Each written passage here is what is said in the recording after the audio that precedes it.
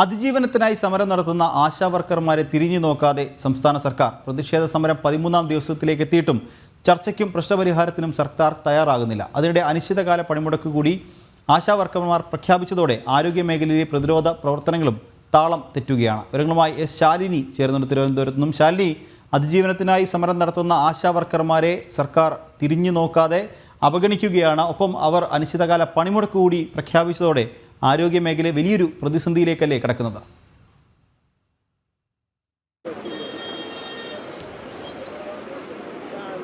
നിങ്ങൾ സൂചിപ്പിച്ചതുപോലെ തന്നെയാണ്. കാരണം കഴിഞ്ഞ 13 ദിവസമായി തിരുവനന്തപുരത്ത് സെക്രട്ടേറിയറ്റിന് മുൻപിൽ, സെക്രട്ടേറിയറ്റിന്റെ പ്രധാന കവാടത്തിന് മുൻപിൽ ഇത്തരത്തിലൊരു സമരം നടന്നുകൊണ്ടിരിക്കുകയാണ്. മഹാസംഗമം അടക്കം ആശാ വർക്കർമാർ സംഘടിപ്പിച്ചു.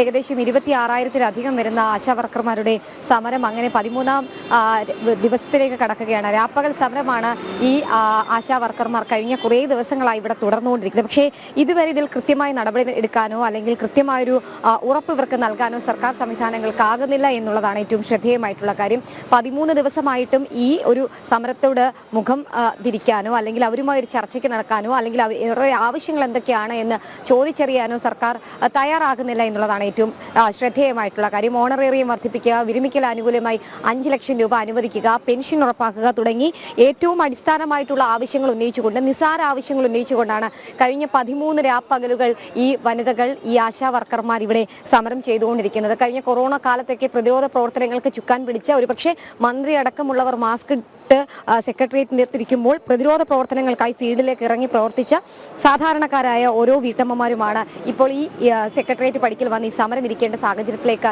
എത്തിയത്. 7,000 രൂപ എന്ന തുച്ഛമായ ശമ്പളം, പ്രതിദിനം ഏകദേശം 230 രൂപയിലധികം മാത്രമാണ് ഇവർക്ക് പ്രതിദിന ശമ്പളമായിട്ട് ലഭിക്കുന്നത്.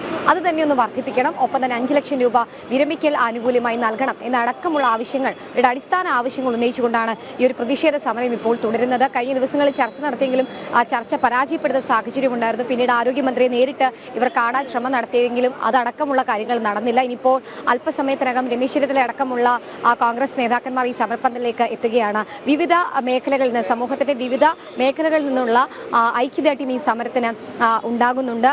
മഹാസംഗമം അടക്കം നടക്കുന്ന സാഹചര്യം. ഒപ്പം തന്നെ സംസ്ഥാനത്തെ 26,000-ലധികം വരുന്ന ആശാ വർക്കർമാർ പണി മുടക്കിക്കൊണ്ടൊരു പ്രതിഷേധമാണ് ഇപ്പോൾ ശക്തമാക്കിക്കൊണ്ടിരിക്കുന്നത്. ഒരുപക്ഷെ പ്രതിരോധ പ്രവർത്തനങ്ങളെയൊക്കെ കാര്യമായി ബാധിക്കാനുള്ള സാഹചര്യങ്ങളൊക്കെ നമ്മൾ കാണുന്നുണ്ട്. എന്നാലും ആ ഒരു സമയത്തും ഒരു രീതിയിലുമുള്ള ചർച്ചയ്ക്ക് ഇവർ തയ്യാറാകുന്നില്ല എന്നുള്ളതാണ് ഏറ്റവും ശ്രദ്ധേയമായിട്ടുള്ള കാര്യം. സമരസമിതി പ്രതിനിധികൾ അടക്കമുള്ളവർ ഇപ്പോൾ ജനം ടിവിക്കൊപ്പം ചേരുകയാണ്. അവരോട് തന്നെ ചോദിച്ചറിയാം. കാരണം ഇത്രയധികം ദിവസം പിന്നിട്ടിട്ടും എന്താണ് ഈ സമരത്തോട് സർക്കാരിന്റെ സമീപനം?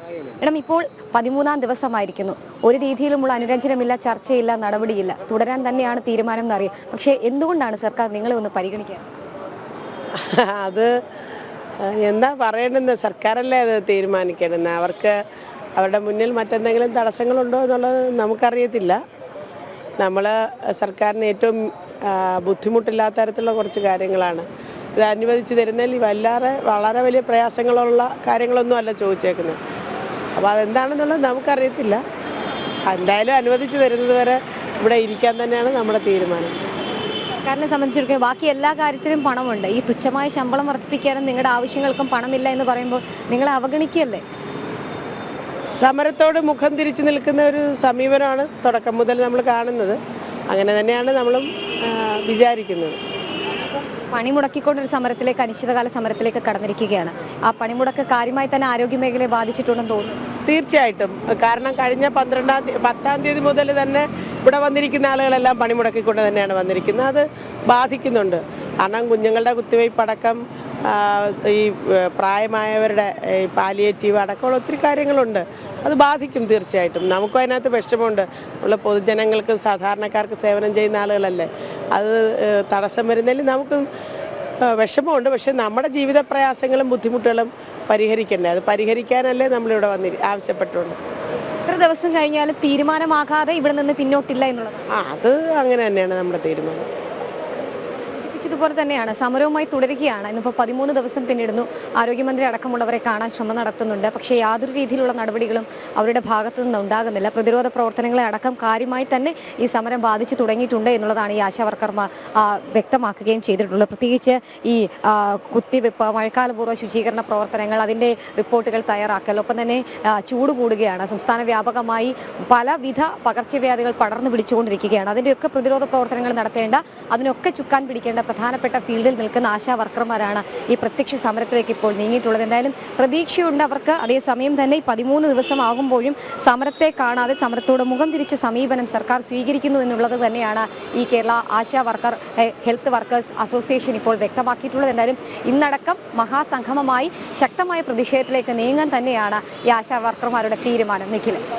ശരി ശാലിനി, എന്തായാലും അതിജീവനത്തിനായി സമരം നടത്തുന്ന ആശാവർക്കർമാരെ സർക്കാർ തിരിഞ്ഞു നോക്കാതെ അവഗണിക്കുകയാണ്. പ്രതിഷേധ സമരം 13ാം ദിവസത്തിലേക്ക് എത്തിയിട്ടും ചർച്ചയ്ക്കും പ്രശ്നപരിഹാരത്തിനും സർക്കാർ തയ്യാറാകുന്നില്ല എന്നതാണ് ശ്രദ്ധേയകരമായ കാര്യം. അതിനിടെ എന്തായാലും അനിശ്ചിതകാല പണിമുടക്ക് കൂടി ആശാവർക്കർമാർ പ്രഖ്യാപിച്ചതോടെ ആരോഗ്യമേഖലയിലെ പ്രതിരോധ പ്രവർത്തനങ്ങളടക്കം താളം തെറ്റുന്ന ഒരു അവസ്ഥയാണ്. എന്തായാലും സമരം നടത്തി തീരുമാനമായതിനു ശേഷം, മന്ത്രിയുമായി ചർച്ച നടത്തി തീരുമാനമായതിനു ശേഷം മാത്രമേ ഈ സമരം നിർത്തൂ എന്ന് ആശാ വർക്കർമാരും പറയുന്നുണ്ട്. വിവരങ്ങൾ നൽകുകയായിരുന്നു തിരുവനന്തപുരത്തു നിന്നും എസ് ശാലിനി.